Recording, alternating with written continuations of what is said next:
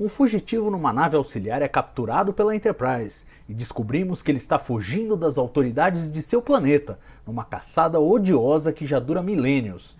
Este é Let That Be Your Last Battlefield, episódio da terceira temporada de Jornada nas Estrelas que vamos revisitar agora. Eu sei, tem gente que acha esse episódio caricato, exagerado, meio não sei, mal resolvido, mas eu realmente gosto desse episódio. Ele é tudo isso, ele é exagerado, ele é caricato, mas ele é muito especial na sua história e na sua mensagem, e claro, é o mais evidente trabalho de Jornada nas Estrelas contra o racismo na série clássica, né? E com um grau de sofisticação onde importa, que realmente me agrada muito. Evidente que esse era um tema que o Gene Roddenberry sempre quis tratar. A questão do racismo sempre foi uma coisa muito intensa, muito complicada nos Estados Unidos.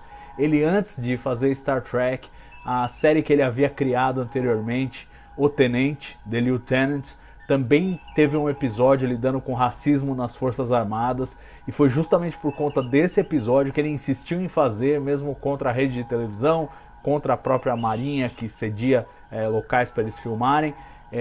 Por insistir em fazer, a série acabou cancelada depois de uma temporada. Chegando em Star Trek, ele mais uma vez, claro que queria abordar o tema, dessa vez usando o disfarce da ficção científica. Durante a primeira temporada, eles chegaram a trabalhar um episódio cujo título seria Portrait of Black and White, e que, ou seja, retrato em preto e branco, né? A brincadeira é essa.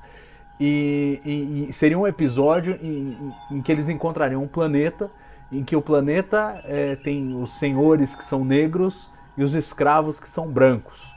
Claro que deu uma baita confusão, a NBC não aceitou a história de jeito nenhum, ela ficou pelo caminho na primeira temporada, mas chegando no terceiro ano, Lee Cronin, ou melhor, Gene Okun, né, que usava o pseudônimo Lee Cronin porque não podia estar trabalhando em Star Trek, mas mesmo assim havia prometido para o Roddenberry que ia trabalhar. Ele faz uma proposta e chega para o Gene em março de 68 e fala: olha, acho que eu sei como é que a gente pode tratar aquela questão do racismo. E ele propõe essa história, só que com uma versão bem diferente da que foi para a tela. Na história original, planejada por ele, a perseguição seria entre uma criatura que parece um anjo e uma criatura que parece um demônio. Então tem o demônio fugindo e o anjo correndo atrás, e ao longo do episódio a gente vai descobrir que tem uma coisa de racismo envolvida aí. Tanto que a história original, inspirada nessa coisa do anjo e do demônio, chamava Down from Heaven, ou seja, caído do céu, alguma coisa assim. E essa foi a história que foi aprovada. O Gene Okun, a essa altura do campeonato, já não tinha mais como escrever o roteiro. Ele estava super ocupado lá com a outra série que ele estava trabalhando na Universal, It Takes a Thief era o nome da série, e ele não podia escrever. Então trouxeram o Oliver Crawford, que já havia participado de Star Trek na primeira temporada com o episódio The Galileo 7 e tinha uma relação muito boa com Fred Freiberger, para escrever esse roteiro. E ele de fato escreve esse roteiro, ainda com o anjo e o demônio, e a única diferença importante no roteiro é que na versão do Gene Okun, o episódio terminava com os dois chegando no planeta deles e descobrindo que a civilização deles já está em paz há séculos e eles são umas relíquias aí que mantêm esse preconceito vivo, quando na verdade já estava tudo em paz. A mensagem era mais bacana, mas faltava dramaticidade. O que o Oliver Crawford fez, instruído pela produção, foi terminar o episódio com eles numa batalha eterna, né? Então sai esse final bem humorado, mas anticlímax, para uma batalha eterna. E aí era esse o episódio que eles iam filmar. A NBC tinha aprovado, estava todo mundo satisfeito com o roteiro, até a escalação do diretor. E eles chamaram Judge Taylor para ser o diretor desse episódio. Ele já havia feito 2 na terceira temporada, né? The Paradise Syndrome e Wink of an Eye. Os 2 terminaram no prazo e no orçamento, então era um diretor que estava super bem quisto pela produção e foi trazido de volta. E nas primeiras reuniões 5 dias antes de começar a filmagem do episódio, quando ele estava se preparando para filmar, ele deu essa sugestão que mudaria a cara do episódio, literalmente. Ele falou, e se em vez de ser um anjo, um demônio, serem um que é metade branco e metade preto e o outro que é metade preto e metade branco? E a sugestão, claro, na hora todo mundo ficou encantado por ela, né? O Fred Freiberger, o produtor responsável aí pela série, o showrunner, o Arthur Singer, que era o braço direito dele, e decidiram reescrever o roteiro. O Freiberger chamou o Arthur Singer e falou, para tudo que você está fazendo aí e reescreve esse roteiro que a gente tem que começar a filmar no final da semana e tem que ter essa mudança sugerida pelo Judge Taylor. E realmente, vamos combinar, apesar dela parecer caricata e exagerada, e em termos de biologia você não vai conseguir achar uma boa justificativa para esses humanoides serem assim, ela é muito interessante porque ela mostra o aspecto, acho que mais dramático e triste do racismo, que ele é uma coisa cultural.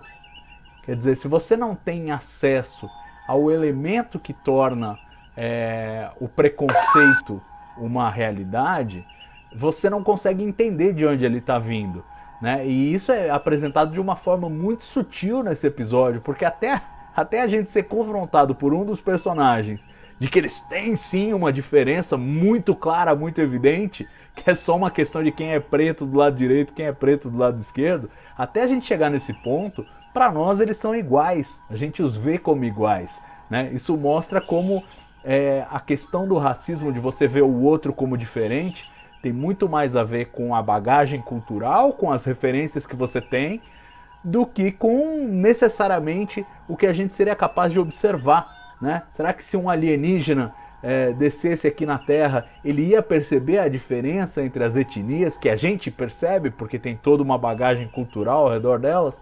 Então esse episódio faz essa provocação e ela é maravilhosa.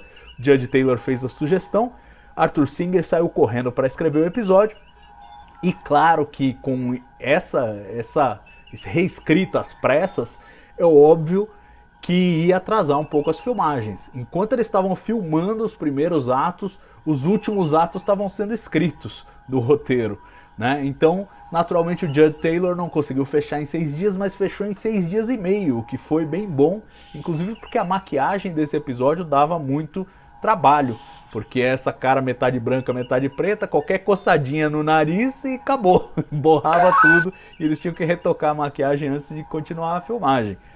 Também foi ajudado aí nesse episódio a presença fantástica de 2 grandes atores para fazer os 2 protagonistas aí do episódio, né? O Bell e o Lokai.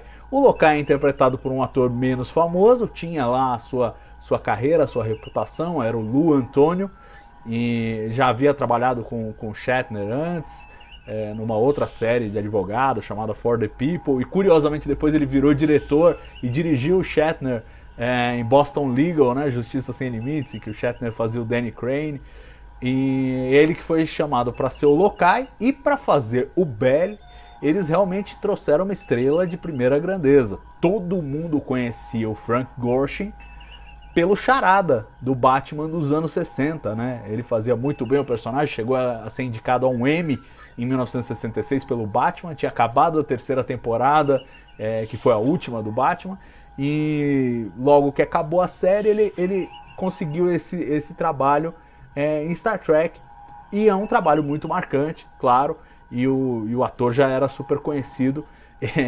O Joe D'Agosta, que era o responsável pelo elenco, diz que o cachê dele cobriu praticamente metade do orçamento que eles tinham para esse episódio para atores convidados. Então não dava para trazer outro cara do mesmo naipe do Frank Gorshin.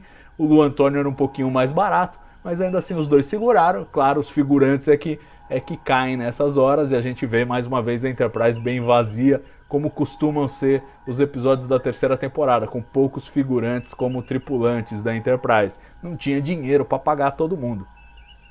O episódio tem uma sequência memorável aí, né, e que entrou pro cânone como uma referência importante, foi reproduzida depois em Jornada nas Estrelas 3, A Procura de Spock, que é a sequência de autodestruição, né? O Kirk, para evitar entregar a sua nave, programa a nave para autodestruição, e você tem toda uma sequência dramática construída lá pelo Judd Taylor, com os closes na cara do Kirk, do Spock, do Scott, que foi interessante também, e tão interessante que depois aparece no filme repaginada, mas quase palavra por palavra replicada no filme Jornada nas Estrelas 3.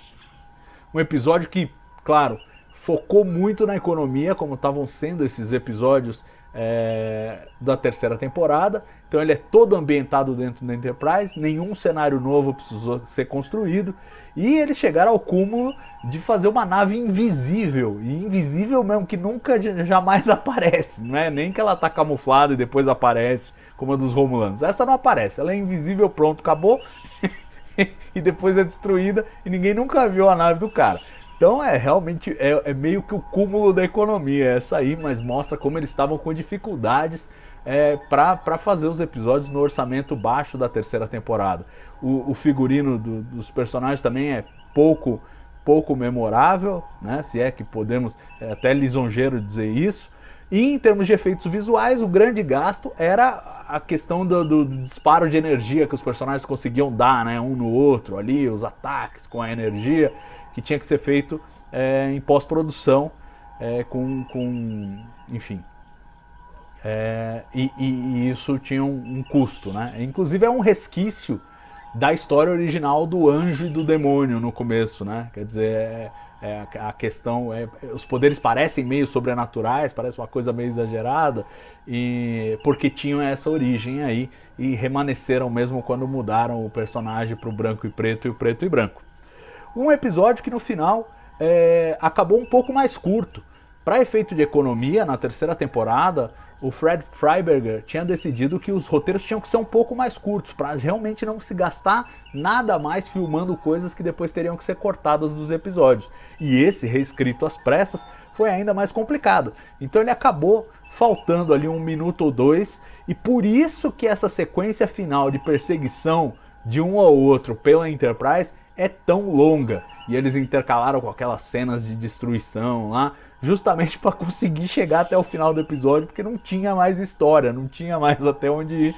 Eles deram essa enrolada no final e acabou dando certo. O episódio é lento, ele tem problemas de ritmo, mas ele se segura.